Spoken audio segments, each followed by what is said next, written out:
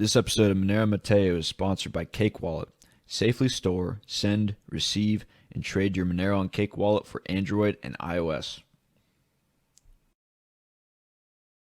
All right, ladies and gentlemen, did you like those intros? Those intros were key, weren't they? That's why I'm also doing this super duper late, is because I've been working literally all day on those things, and I was working all day yesterday with my buddy Jesse on those too. By the way, thank you, Jesse.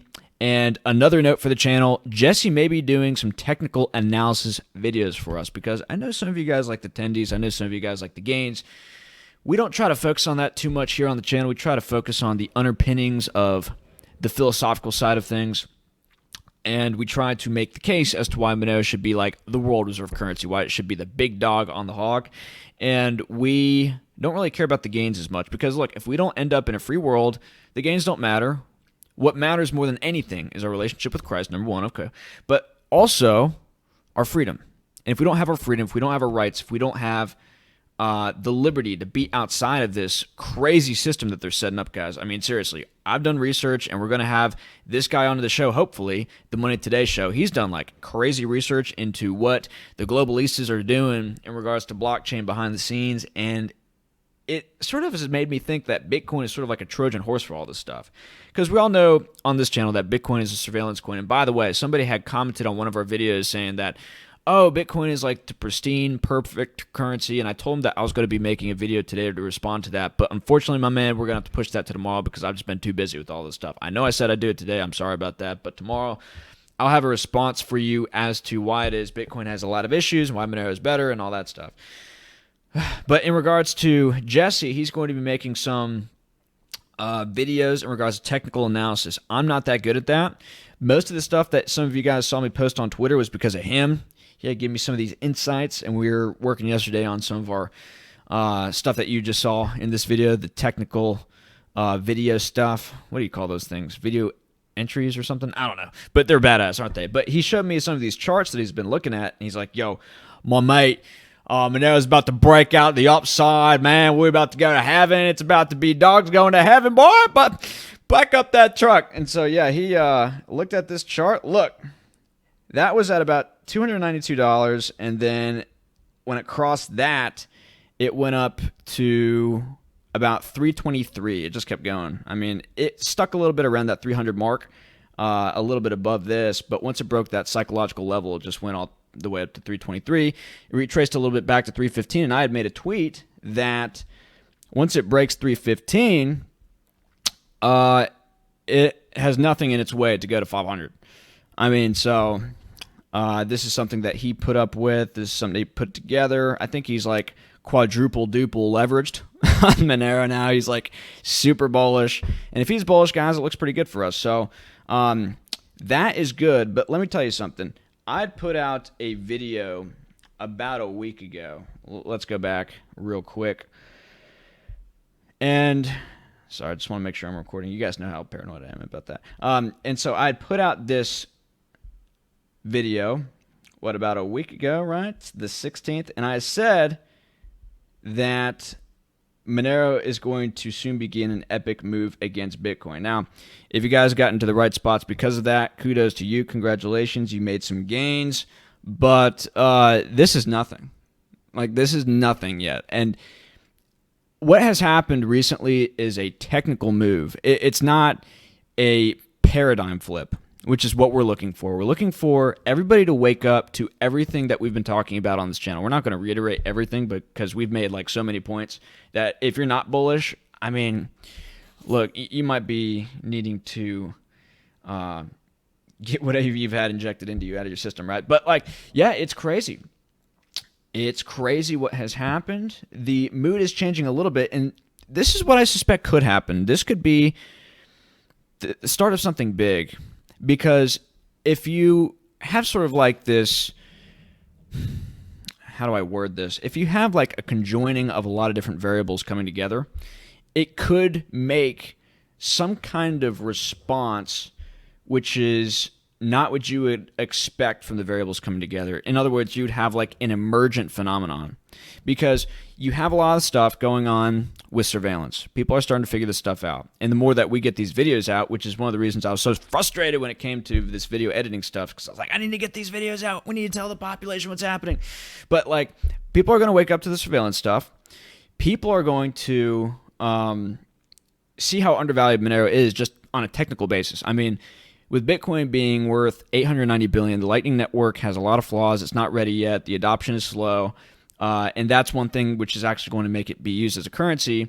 The store of value argument could fall apart too, I think. We'll see what happens with that. But you've got those things happening in tandem with Monero being undervalued and Bitcoin being a surveillance coin. People are now opening up new marketplaces on the dark web, only accepting Monero. You've got the expansion of black markets because of inflation, and that's going to be exacerbated in the future, as we talked about, because of mandated price controls, because higher prices doesn't make the politicians look good, and so they're going to say, you corporations, you're raising prices too much. You got to lower those prices, and you got to supply for everybody. Well, a lot of people are just going to take stuff off the shelves and then sell it into the dark web where they only accept Monero, so that's bullish too.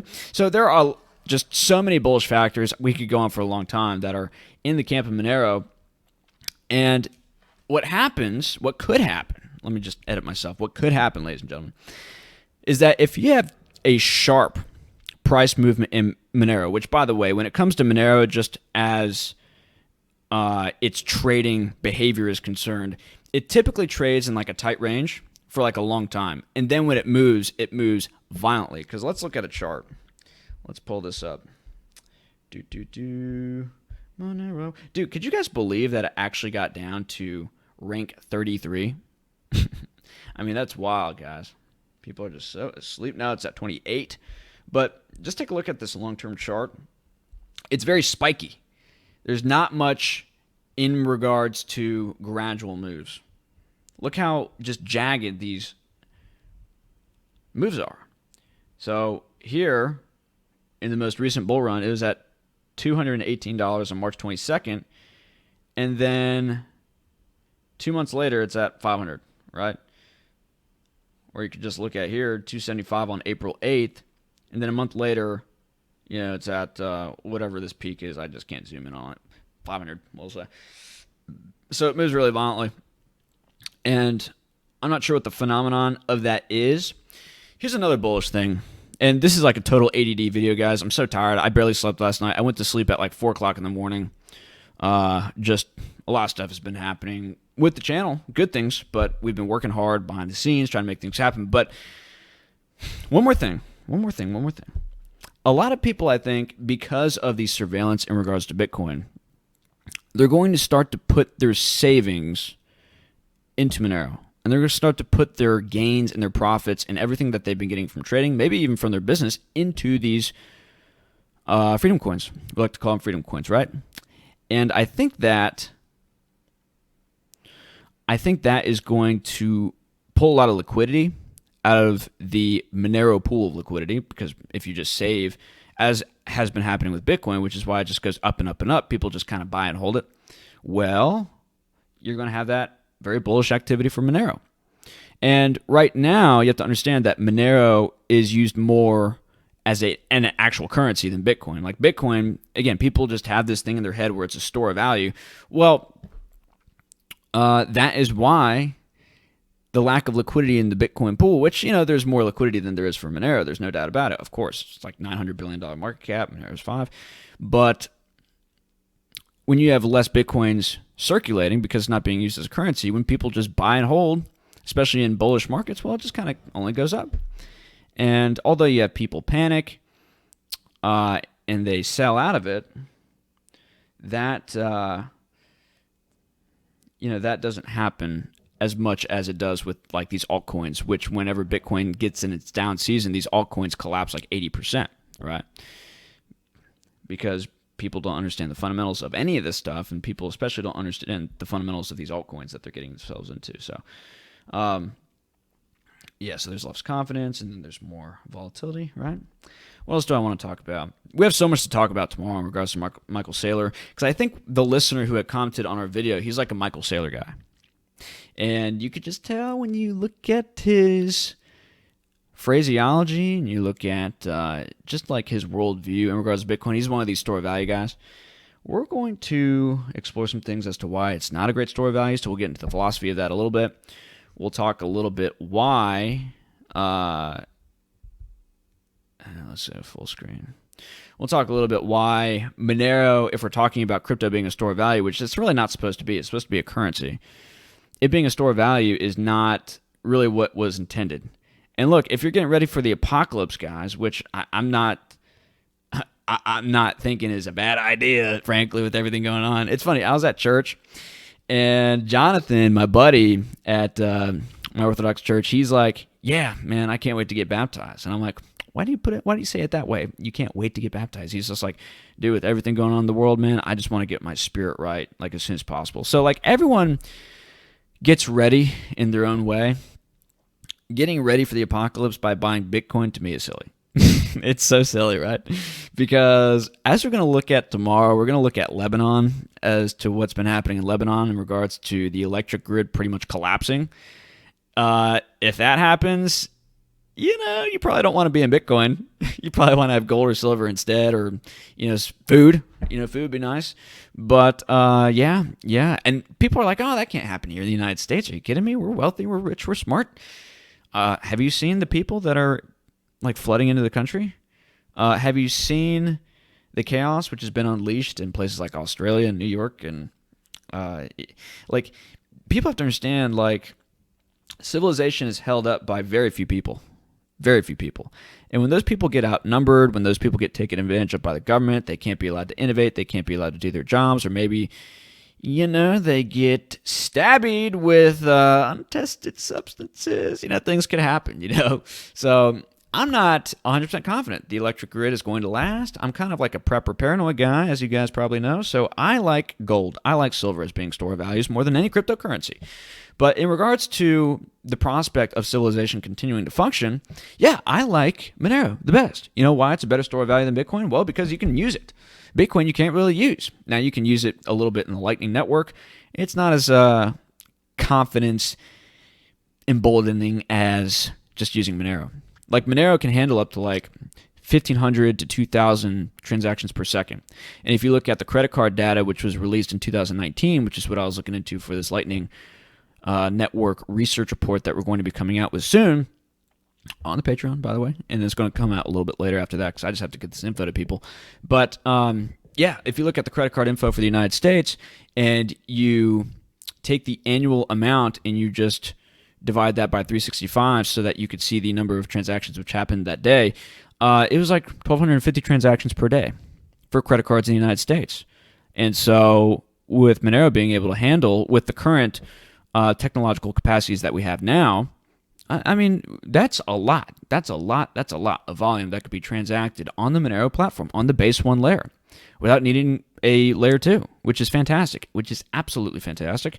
And if we get to the point where so many people are using Monero where it starts to get a little bit slow, starts to get a little bit clunky, transaction costs aren't going to go up too much because of the dynamic block size, and if it really glows, then you've got a lot more people mining it and stuff like that. But, what other people could do is they could use other Freedom coins. They could use Dero, they could use Pirate Chain, they could use other fungible cryptocurrencies in the space, which is why I'm so bullish on the general space in general. And something that we're seeing now, and again, my ADD is going off, please be patient, but like something that I'm seeing now is that when a lot of money is going into coins like Cardano, coins like Polkadot, what you see is a lot of small cap cryptos, which are associated with those bigger cap cryptos, which are sort of like leading these particular spaces. Those things explode. Those things go absolutely nuclear. So one thing that I want to show you here, and I'll just give you an example of what I'm talking about. So if you look at Cardano, okay, which has just been going nuclear recently. We love Cardano. I like Cardano, frankly. Charles Hoskinson seems like a great guy, even though you kind of have that single point of failure issue. But nevertheless, Cardano, it's a public blockchain, but it's used for other stuff other than finance, so it's kind of permissible to me. But you look at Cardano, it's been doing really good, right? So these are projects which are associated with Cardano. Okay. This went from about 17 cents and tripled up 300% to about 50 cents up here. So did pretty good, right? And my smarty butt sold about right here. Yeah, that was pretty painful. And then we look at Card Starter. My smarty butt sold at about right here. And I bought like all the way up here. I'm like, yeah, well, here we go. And this is before like I was really figuring out stuff about Monero. And I'm like, yeah, we're about to go all in on Monero because it's about to be the next big thing. And the globalistas are clamping down on crypto, and we're kind of going into a dystopian society, and we need to stop worrying about the gains and go all in. But when I was all about the gains, I got in about right here, had about an 80% decline, and then right about here, I was like, okay, I'm just going to get out of here. The regulatory stuff is freaking me out, and then I'm just going to go into Monero. And then it goes nuclear. So it goes from, about $14 to about 32, which is what it's at right now. So that's about 250%. But you see, guys, what I'm saying, right? So Cardano went from about $1.60 to about $3, and that's a little under 100%. Let's say it's like 80 and change, right? So these are going up 200, 300%, right? These smaller cap stocks, or not stocks, cryptos, which are associated with the Cardano space.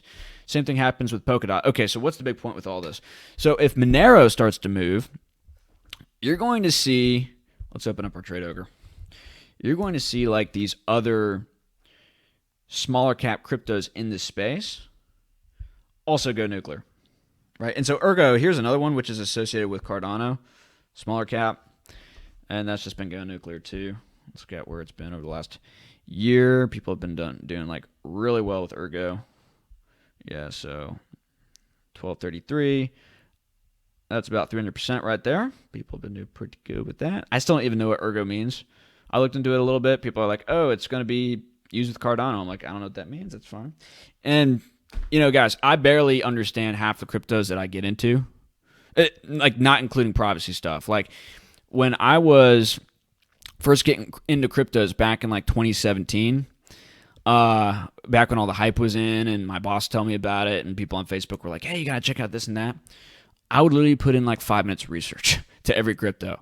And when I read about Cardano and it was at like, 8 cents, 10 cents, I was like, oh, this is a cryptocurrency which employs scientific methods and employs arithmetic procedures. And I was like, okay, smart stuff, cool, let me buy it. And then I just held on to it. And now it's up like, 3,000%, something like that. That's pretty great. But, yeah, yep. We understand this stuff very well, though. We understand the privacy sector very well. We understand that it's going to take over and go nuclear. Dero's going to go nuclear. Pirate's going to go nuclear. And we know Monero's going to go nuclear. These are going to go more nuclear than Monero, perhaps, because they have smaller caps. So if you're worried about the gains, if you're all in on the gains, those are just things to be aware of. We're not really in on the gains. We just want to get these things to the top to begin with, okay? Because if they don't, we're in trouble. Humanity's in trouble. And we have failed, right? Like, guys, something that I realized is that I need to stop worrying about, oh, God, I didn't even realize that I was not showing the screen. I hope that at least I made sense. But, yeah, so... yeah, it's going to be quite something. Man, that's embarrassing. Sorry, guys. Again, it's been a long day. Maybe I should just end it here. I need to go get food. I've only eaten pizza rolls today. Like, dude, I've been working hard. But, yeah, we'll just end it here. I've got videos to do tomorrow. We're going to be doing videos every day. I promised you guys a video yesterday, so I need to get this out here. So I hope that you at least got some value from it. I know that it's like one of these off-color, hilter-kilter videos, but I promise you, every day from here on moving forth, we're going to have videos where we're at the desk like we were during the first couple of glory weeks, right? Where we're putting out just like key content every day. It's going to be like that soon. So guys, thanks for tuning in. Monero Matteo. Check me out on Gab, Twitter, Rumble, Odyssey. Odyssey, we've been growing, which is fantastic. We've got people to interview lined up. They're probably going to go over there because I don't want to censor myself and have to deal with that in regards to YouTube. And so, yeah. Thank you for tuning in, guys. We will see you next time.